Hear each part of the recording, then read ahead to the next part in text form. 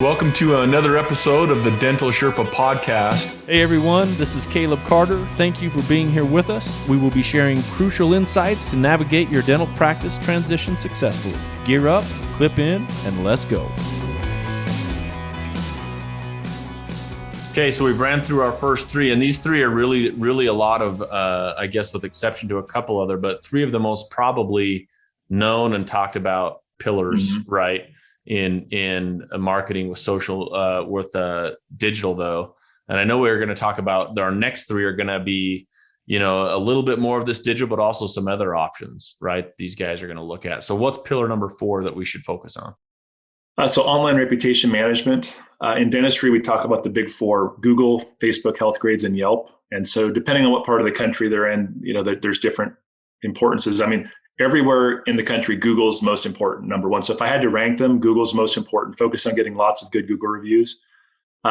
Yelp is super important on the West Coast. The further east you go, it kind of drops off in importance. However, when I'm lecturing on the East Coast, which I do a fair amount of, I always tell the doctors out there, I said, look, I know people out here don't use Yelp a lot to look for doctors as much as they do on the West Coast.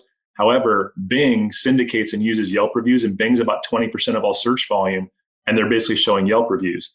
So while you may not think Yelp matters a lot more than you think it does. And Yelp's very polarizing. Some people like Yelp, some people hate Yelp. I won't get into my soapbox about what I think about Yelp, but I will tell people that like them or hate them, you should pay attention to them because Yelp reviews are used in Bing, which is 20% of the search volume. And Yelp also gets its own fair amount of traffic as well. So Yelp's important. Facebook obviously is important, but not as much because it's more of a social media play. But Facebook reviews matter. And then Healthgrades is kind of the interesting odd duck in this group because Healthgrades is a pure play review site. The other three are, Yelp is as well, but it's every category. Right. Healthgrades is the largest healthcare directory in the United States, and it's very different. Like every other review site, you write your comment, you leave your star rating 1 through 5, and that's it. Healthgrades is more of a survey, like you're asking questions and you're typing out answers. And so if you want a deep dive analysis of what a practice experience is really like, go to Healthgrades. So if you're looking for a doctor for I'm talking to any parents out there, if you're looking for doctors for your kids or even, dentists for yourself, if you want to truly get a feel for a practice, go to Healthgrades. There may not be as many reviews, but they're going to be much more detailed. So that's why we talk about those big 4. The key with the reviews is just kind of have a steady drumbeat of, 5, 10, 15 new reviews a month. Usually the best way to do that is to use a software. There's lots of softwares on the market that will integrate with your practice management software. But our company, we offer a software that does this, but there's lots of them out there. Just use one of them. So it can drive a lot of results. So Ian, I know that, and to the other one, like for those dentists out there, like, hey, I'm not going to use Podium or I'm not going to use, you name the other ones. A lot of softwares nowadays, or even Weave phones, right? They have the ability to have those built in. Send out text when people leave. So even if you're like, hey, I don't want to spend the money, I already have Weave or I already have Open Dental or whatever. There's a lot of those softwares now that have those built-in options to send out, right? Automatically. Absolutely. So long. So don't overlook that, right? Like dentists, if you're out here listening, like don't overlook that easy free one. We just did that with an office. Yeah. Even like last month with their Weave, they're like, oh yeah, we didn't know we could do that. We turn it on and now they're like, man, we're starting to get new reviews and things are working. And so I think, awesome. I think it's really important, but I do have one question because Healthgrades, I do know when I go search, right? When we pick up a client, when we do transition, when we do whatever, we always search those to kind of see where they're at. And Healthgrades is one that most dentists don't have very much information on. So, is there, because I know Podium and these other ones, they're not going to give you a Healthgrade review. Like how, if a dentist wants to, further that amount of their online reputation, how would they do that with Healthgrades?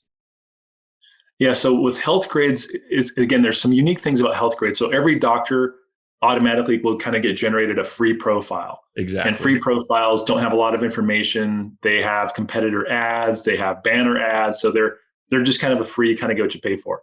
Now, Healthgrades also offers premium profiles, which get rid of the ads, get rid of the competitor links, have much more content, much better looking. And so the thing with Healthgrades is you can't, as a consumer or a doctor or a business owner, you can't go to Healthgrades and sign up for a profile yourself. Healthgrades only sells through agencies. And there's only a handful of agencies in the dental industry that sell premium health grades profiles. Our company is one of those few companies. So we can sell premium profiles to folks. So, whether it's us or somebody else, that's cool. But the thing is, the softwares typically can link to health grades. You just have to manually put those links in there. So you could use your Podium, your Bird Eye, your Weave or whatever. A lot of times they can link to your health grades profile. You just have to kind of manually go in and set that up. But generally they can. Our software does. The one caveat I would say is don't use software for Yelp.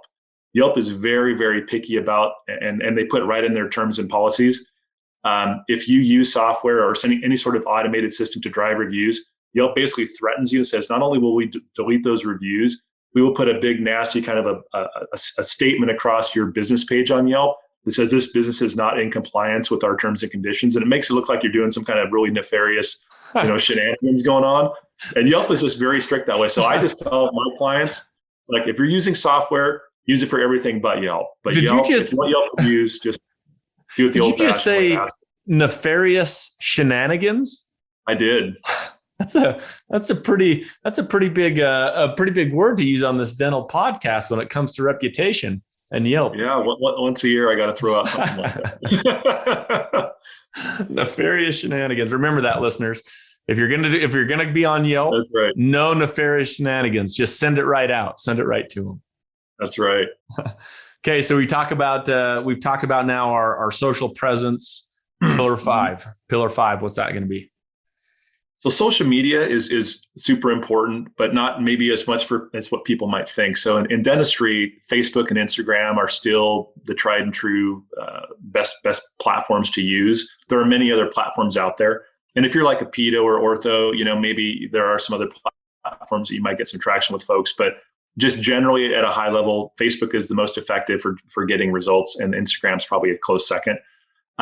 Posting content, everybody says, oh, you have to post lots of content on social media. And then that's true to get results with social media, but it's the type of content and it's how you do it.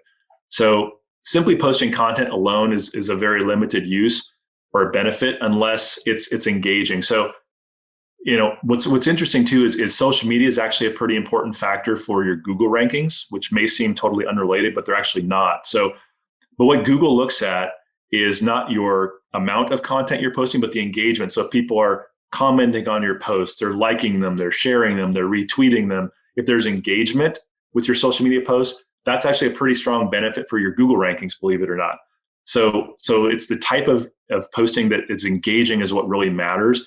And what drives engagement on social media, as well as websites and a lot of other things, are videos. And so which kind of ties into that 6th pillar. So I'll just kind of knock them both out at the same time here. So with videos, they're super helpful for your SEO benefit. They're unique content. Google rewards your website rankings for that. But also it's really important for the engagement on your social media, because Facebook put out a study a while back that said if you compare posts that are text only versus posts that have images versus posts that have videos, the posts with videos are 1,700% higher engagement than text. 1,700?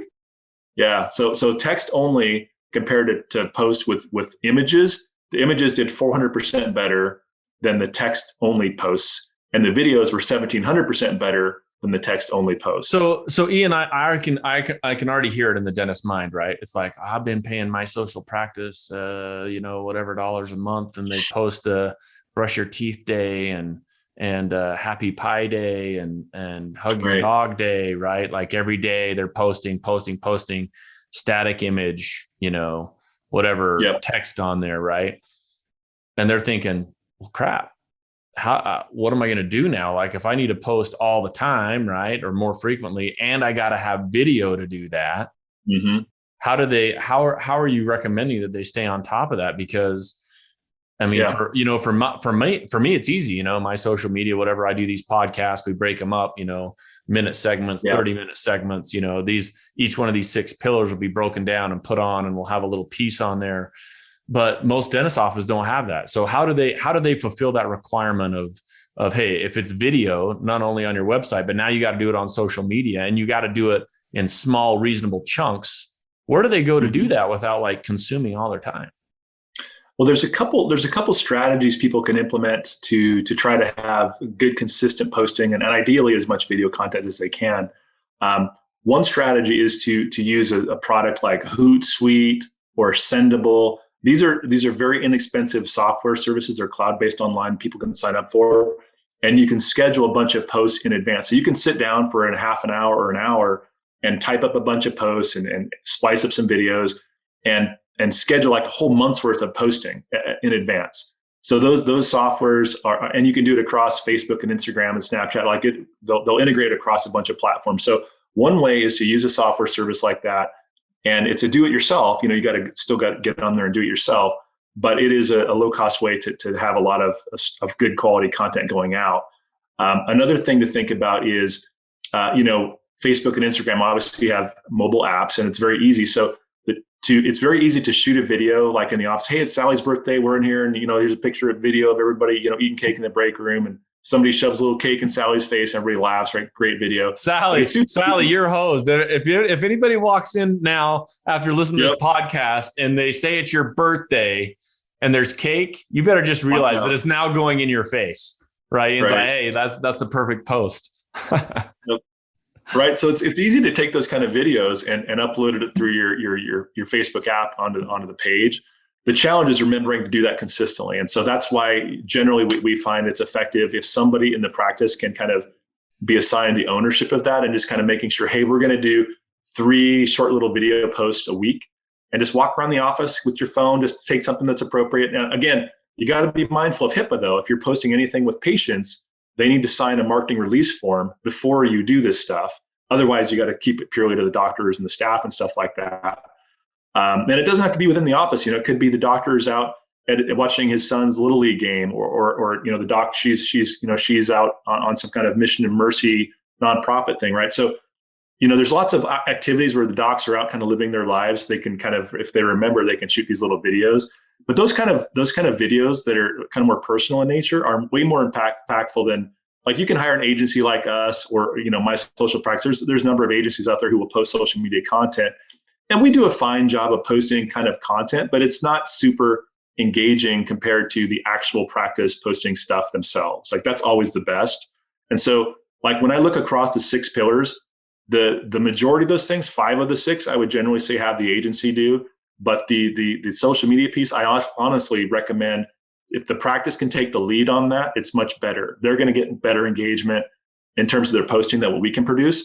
Now, they may not know how to kind of track the metrics and do some other things like that, and we can coach them on those things. But those are some of the strategies people can do. Either use a software like Sendable or Hootsuite, or assign somebody in your office to kind of do like 3 video posts a week, or you just hire an agency and just kind of go with whatever they can produce. I mean, those are all options.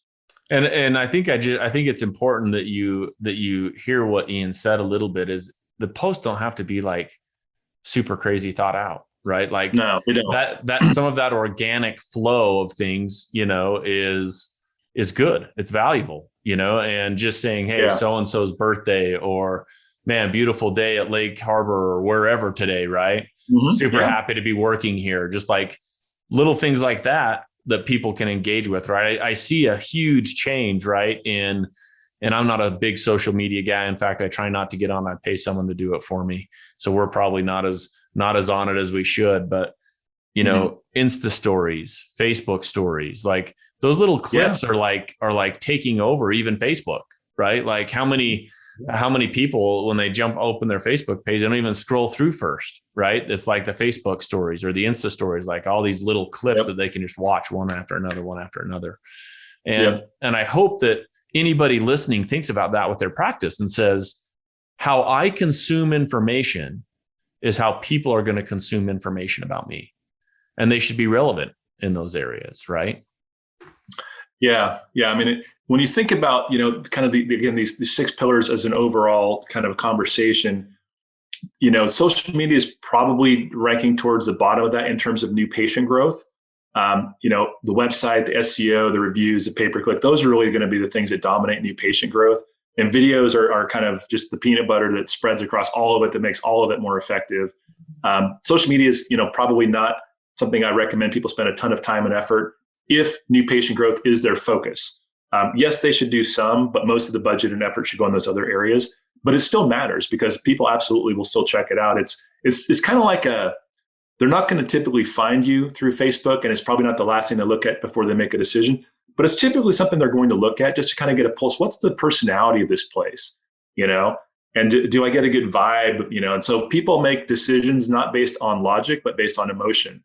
And social media is largely, tugs on those emotional strings. So that's why videos are so impactful, because videos, like if you think fundamentally, like with digital marketing, the job of digital marketing is to try to generate and convert leads, right? We talked about that. So the best way for some digital medium, whether it's your website or social media or whatever, the best way for that digital screen that I'm looking at to connect with me is through a video, bar none, by far. And so whether it's your website or your social or your reviews, like the more you can integrate videos, it makes everything more effective. And so, because that's really what fundamentally what we're trying to do is like, how do you connect with people? The two biggest reasons people don't come see the dentist are fear and money. And so we're not necessarily going to address the money thing with our digital marketing, but we definitely can address the fear by having that good personality come through with videos, by having lots of good Google reviews, having a friendly website. All these things kind of play together in the psychology of getting somebody to find us and then, pick up the phone and call us, right? It's really, it all plays together. It's all very interconnected. So would you say in the order in which we reviewed these pillars, that's your order of importance? If you're saying, hey, marketing, high level, number one, website, number two, SEO, number three, pay-per-click. The other thing that I don't want to confuse some of our listeners on is that pay-per-click also can happen in Facebook, right? Yeah. And stuff like that. So don't confuse social media. You can run, and we've had some good success in different areas running pay-per-click ads on Facebook, right? Yeah, we do pay-per-click. Yeah, we do it on Google, Bing, Facebook, and Instagram. So we run pay-per-click ads all over the place. And Google's typically the best result. But what's interesting is, Facebook and Instagram, the cost per click is about 10%. It's a fraction of what it is on Google. But the conversion rate is also about 10% of what it is on Google. Because if you think about it, like if you're in research mode, are you going to go on Google or social media to do research? Right? Google is where people go. When you're on social media, you're just kind of in social mode. Yeah, you just need to check out the latest influencer in social mode. So. Yeah, so it's typically you can still get good results with social media pay-per-click campaigns. Absolutely. What we find though is there's major differences between them. It's much more fickle. The campaigns are much more fickle on social media. They don't last nearly as long. Like once we get a campaign dialed in for like dental implants on Google, it will work and work and work for years. With social media, the lifespan is more like a gnat. It's like 3 to 5, 6 weeks, and then you got to do new creative, new campaigns. So your social media, social media pay-per-click ads, it's way more time consuming and way more involved.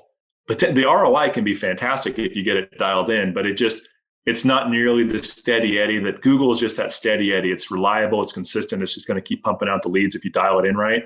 But social media is much more high maintenance. Yeah. Caution people with that. So I want to ask the big question, because I know it was in my mind, and I know as a consulting and transition person, like, we look at P&Ls all across different cities, different states. And we talked about a lot of these pillars, right? And I see the dollar signs clicking up in their mind, right? It's like, okay, so I got to get a website done, maybe redone, if not redone, at least cleaned up. And I got to shoot video on there, so there's easily a couple grand or better, right? In a website that needs cleaned up, right? Now they're saying, okay, so now I got SEO and I'm on the low side. I'm 500 on the high side. I'm probably 1,500 maybe, to say, all right, there's my monthly roll for my SEO. And then you say pay-per-click, right? And now you're saying, all right, pay-per-click, you're easily 1,000, probably on the low side, and upwards of $2,000, right? $2.5 grand, $3,000 on the high side. 5 to 10 grand. Yeah. So clients much higher. Yeah. So now they're thinking, okay, that's another chunk that I got to peel off. And then you get down into those other ones with, now I gotta maintain my relationship with my clients. I'm using Podium. That's 300 to 500, depending on where I'm at. Now I've got my social media. I'm a couple $100 there. And so it starts to add up now. And now all of a sudden a dentist, is saying, geez, I'm literally into it, $4 or $5 grand on the front end, right? If not a little bit more. And then a roll of 3 to 4 to 7 to 8 monthly, right? So how would you explain that? Like, cause I know for a fact that if I were to go into 95% of the dentists and I'm going to say, hey, here's the deal. We can help you. Let's get some new patients. You're going to need to, throw down $5 grand, get some video shot. They'll cry and whine because they don't want video because they don't like the way they look or whatever. Right. And then we say, okay, now that you've paid that money, now I'm going to need about 3 to 5 a month for an average dental practice, right? To fill in all these other gaps. And I can just see their eyes just like roll over in the back of their head. And they're like, I don't know, how does that work? Yeah. So if you can maybe just in closing, it's really easy for me and for you to say it's worth it, right? Because we've seen the other side of it, right? We've seen the other side of marketing. We've seen the other side of success. But I can also tell you that there's several people listening to this podcast that says, I've paid the money, right, and I haven't seen the success. And that could be because they didn't do it long enough or they weren't using the right firm. So I want you to just speak, if you could, from the heart on that and say, yeah, honestly, you are going to spend some money, but how can you bring any type of clarity for someone that's saying, all right, Ian, I listened to this. I'm going to call you, or I'm going to call someone else. I'm committing to spend an extra 60 to 70 grand this year on my marketing. Like, how can you speak some peace to them? Yeah. Well, so the good news is, when I tell people you should be spending 3 to 7% on revenue towards marketing, which is, what the ADCPA recommends as well, that doesn't mean that's what you have to start with. So that's the good news, is you can start with whatever budget you're coming. This is what we tell our clients and our potential clients is, we'll recommend kind of like the whole package. Like, here's what you should be doing to get the best results in our opinion. But you don't have to start with that. Everything we do is a la carte, and things can be added and removed. So here's what we recommend. We might recommend 7 services, and it's $3,000 a month.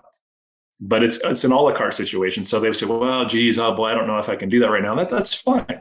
Well, what are you comfortable with right now? And let us kind of get in there. Let's start working. Let us prove ourselves with some initial budget to show what can be done. And then over time, what we find is people do kind of increase the spend once they kind of get some confidence, they get comfortable with us that we're actually doing what we say we're going to do. So I tell people, like, here, the goal is to get to that 3 to 7%. You don't have to start there. Start at 500 a month, start at 800 a month, 1,000 a month, like whatever your comfort level is. Let's start there. Let's start getting some results. And then as you get more comfortable and confident, let's add that next service. And then let's add the live chat, and let's add the social media. We can add these things up over time as people get comfortable and they can kind of ease into that budget ways. So for people who haven't already spent a lot of money on marketing, that's typically how they engage, is they'll kind of start at a lower budget and work their way up over time. For people who have already been spending, like, oh, I'm already spending $6 grand a month with this guy, with this firm, and I'm not getting the results. For those people, it's not like you don't have to convince them to spend more money. They're already budgeting that. It's really like, well, can you trust us versus, why are we going to do any better? And so that's when we just have to have a conversation and explain, here's how this stuff works. Here's what we're doing, and show them how transparent we are. We can show them lots of case studies and testimonials. I mean, our firm has won the ADA's Best of Class Award 4 years in a row for being a top website and online marketing company in the industry. And that's not something you can pay for. That's something that's voted on by a bunch of panelists and doctors and stuff like that. So, and our client retention rate also speaks for itself. So we can kind of show people lots of anecdotal evidence, like, here's all the things that we do, and here's a bunch of companies who endorse us, and here's a bunch of awards we've won. But at the end of the day, like, if you don't trust us, you're not comfortable with us, you shouldn't sign up with us. But we're going to do everything we can to try to be really transparent and explain and educate. Because the reason people don't typically make decisions to move forward is kind of, it's this fear and this lack of confidence. Like, I don't understand how you guys are any different. Well, then it's our job to explain how we are and explain, what we're going to do differently and how it's going to have different results, and kind of explain the process. Like, we're going to be transparent. We're going to have monthly reviews with you for a while, and just kind of build that confidence with them. If they want some references, read our testimonials, whatever. So it's a big decision. It's a lot of money, and we understand that, and we don't take it lightly. And so, when we engage with clients, I mean, our goal is to be their long-term marketing company for years and years and years. That's what our intention is. So I'm not concerned with, I want to bring on 50 new clients a month. That's not at all how we operate. We're like, if we can get 5, 10, 15 great new clients a month, 20, like whatever the number is, the number doesn't matter to me. It's like, as long as we're bringing on the right kind of client who is willing to work with us, and we can really invest our time and effort to make them successful. That's how we've just kind of grown slow and steady over the last 10, 11 years. It's just been a constant focus on just doing a good job for the client, because really this is a word of mouth business. It's funny, it's ironic as a marketing company. So what kind of marketing do you do for your company? Well, largely we do lots of lectures and, like this podcast and webinars and things like that. But ultimately it comes down to just trust. Like, you've got to be able to build that trust so that other people will say, oh, I've used WEO Media. Those guys are great. Or, like, we have partnerships with lots of industry companies, and these relationships have been going on for 5, 6, 7 years. These companies don't continue to endorse and recommend us unless they continue to get that positive feedback from their customers, from their doctors. So, over time, we've been able to kind of really build up that confidence with folks. And it's a lot easier to do it now than it was 10 years ago when we were nobody and unknown. And frankly, we weren't nearly as fraction as good as we are today. But I would just say, to your listeners, I get it. I've talked to thousands of doctors. I understand the concerns. And just, give us a shot to talk to you, and we'll educate you about what we do and see if we can't, bring you on board and see if we can help. Okay. So last question, and then we're going to wrap this thing up. If you have a doctor that is opening a practice, right, doesn't have a lot of capital, and you're saying if you could market one thing, what would you tell them to spend their money in? The website's going to have to be the most important piece. People go online. That's where they can get found in the maps and get their office hours and all that. That's the most important thing. For startups, I always recommend for folks, if possible, when you're getting your loan, see if you can get some budget approved for marketing as part of that loan. I know, like, we do some work with Bank of America, and I know those guys will, and I imagine a lot of banks will, but I know specifically with B of A, they do this, where they'll kind of be willing to fund some marketing, for the first year. And so we tell doctors, like, look, if you're a brand new startup and it's a de novo, probably some direct mail after your website's launch is a good strategy. But they've got to be able to invest. Like, a lot of doctors, they tend to kind of like go buy all the big fancy shiny equipment and then have nothing left over for marketing. Like, guys, This equipment does you no good if you have no patients to use it on. So they've got to kind of temper, like, not buying everything Shangri-La wise, for the practice. Make sure they're budgeting, $40,000, $50,000 a year, even in the first year for marketing. And so, I've talked to a lot of doctors who are very successful and who get the business side of things. And like, I was just actually on the phone with the doctor yesterday, an orthodontist who's built an extremely successful practice. And he said, look, I didn't make any money the first year and a half. I invested in growth and marketing, and now the guy's killing it, making an absolute mint. But he recognized the importance of really investing in his staff, in his marketing, and in his processes. And he was willing to kind of live a lesser lifestyle up front to reap the rewards down the road. So I just encourage people, look, marketing is got to be built into your budget, just like your rent, your staff, your utilities. Like, you've got to put the money into it if you want to grow. It's so competitive these days. You can't hang up the shingle anymore or put the ad in the yellow pages. And this isn't 1990. It doesn't work. You've got to be competitive online. Yep. Either that or move where no one else is willing to live, I guess. So there's your two options. There's two options. Well, Ian, thank you so much for spending some time. We jammed here for a lot longer than I would have thought on marketing. So if you're listening to this, we're probably going to cut this into 2 episodes. So episode 1, we'll probably deal with 1 through 3. This last episode will be the last one. So if you caught one or the other, check in and see the other, because I think this information is all super impactful and helpful. Ian, thank you very much for your time. Thank you very much for your knowledge. And I just hope that all our listeners are grateful for the time that you spent with us today. And everybody listening, thank you for supporting the podcast. Ian, I need them to know where they can find you and what type of things you might do to help them if they're saying, hey, I need help here. Where can they find your company, and what type of little tips and tricks can you help them have on your website or wherever that's at? Yeah, and I appreciate that. Yeah, I definitely want to thank everybody for listening today. Yeah, our website is a great place to contact us, just weomedia.com. We've got toll-free phone number on there people can call. And also if they want to email us directly, it's just info@weomedia.com. Yeah, we would be happy to do that. Like I said, we'll typically do for folks a free consultation. We'll do this deep dive analysis. Again, it's not a sales pitch. We're just going to educate them on here's what we found and here's how we can help, or here's how your current agency could do better. We'll just point out everything we find. Also, our consultants will hand out a copy of our book as well to folks. So I wrote a book called Mastering Practice Growth. It's on Amazon. We don't try to sell it, honestly. We try to give it away. We want to give it away for free. So I don't want to sell books. So we just like come get your copy. Get your copy. That's right. That's right. So what we do is our consultants, they'll educate you. They'll give you some findings. Here's what we found. They'll give you a copy of our book. And the book is just really detailed analysis, tons of information on how to grow your practice, digital marketing and otherwise. So that's what I just offer your folks is like, hey, give us a call. We're happy to chat, happy to give you some information, and we'll see what we can do. All right. Well, thank you very much. Find him. You'll find this podcast on our website and also on our social media links. They'll all be there. Thank you for listening again. Until next time, keep moving forward. And thank you, Ian, very much. All right. Thanks, Gail. Appreciate it.